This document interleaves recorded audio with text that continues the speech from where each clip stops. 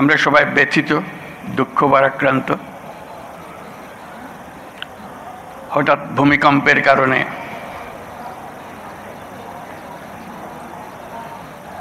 কয়েকজন ইন্তেকাল করেছেন। তার জন্য আমরা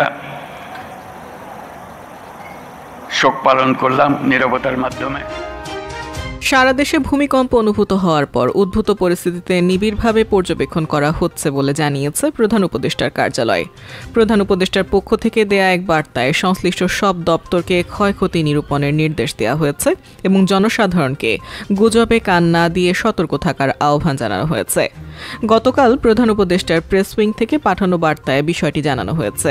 এতে বলা হয়, দেশের বিভিন্ন স্থানে ভূমিকম্প অনুভূত হওয়ার ঘটনায় সৃষ্ট জনমনের উদ্বেগ ও আতঙ্ক সম্পর্কে সরকার অবগত। জনগণের নিরাপত্তাকে সর্বোচ্চ গুরুত্ব দিয়ে সরকার প্রয়োজনীয় সব ব্যবস্থা গ্রহণ করেছে।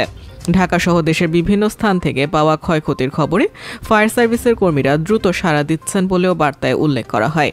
এতে বলা হয়, কোনো ধরনের গুজব বা বিভ্রান্তিতে কান না দিয়ে সবাইকে সতর্ক থাকার অনুরোধ জানানো হচ্ছে। প্রয়োজনে হটলাইন সহ সরকারি চ্যানেলে পরবর্তী দিক নির্দেশনা জানানো হবে। নাগরিকদের নিরাপত্তা বিধানে আমরা প্রতিশ্রুতিবদ্ধ। ভূমিকম্পে হতাহতের ঘটনায় প্রধান উপদেষ্টা গভীর শোক প্রকাশ।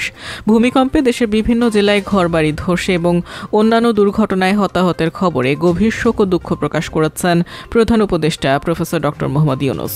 শোক বার্তায় বলা হয়, ইতিমধ্যে এক শিশুসহ কমপক্ষে 5 জনের মৃত্যু এবং ঢাকা বিশ্ববিদ্যালয়ের শিক্ষার্থী, গাজীপুরে কারখানা শ্রমিক ও ভূমিকম্পের উৎপত্তিস্থল নরসিংদী সহ দেশের বিভিন্ন স্থানে 100-র কাছাকাছি ব্যক্তি আহত হওয়ার খবর নিশ্চিত হওয়া গেছে।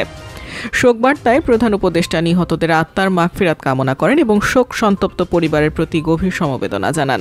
তিনি আহতদেরকে দ্রুত আরোগ্য কামনা এবং সংশ্লিষ্ট সকল দপ্তরকে ক্ষতিগ্রস্ত স্থান উদ্ধার কার্যক্রম জোরদার করার নির্দেশ দেন। প্রধান উপদেষ্টা বলেন, সরকারের পক্ষ থেকে পরিস্থিতি নিবিড়ভাবে পর্যবেক্ষণ করা হচ্ছে এবং ক্ষয়ক্ষতির পূর্ণ বিবরণ সংগ্রহের উদ্যোগ নেওয়া হয়েছে। তিনি আশা প্রকাশ করেন, জনগণ ধৈর্য ও সাহস করে এই পরিস্থিতি মোকাবেলা করবেন। উল্লেখ্য, শুক্রবার সকালে ঢাকা সহ দেশের বিভিন্ন এলাকায় ভূমিকম্প অনুভূত হয়। আবহাওয়া অধিদপ্তর জানায়, রিক্টার স্কেলে 5.7 মাত্রার এই ভূমিকম্পের উৎপত্তিস্থল ছিল নরসিংদীর মাধবদী উপজেলায়। তবে মার্কিন ভূতাত্ত্বিক জরিপ সংস্থার মতে ভূমিকম্পটির কেন্দ্র ছিল ভূপৃষ্ঠের 10 কিলোমিটার গভীরে।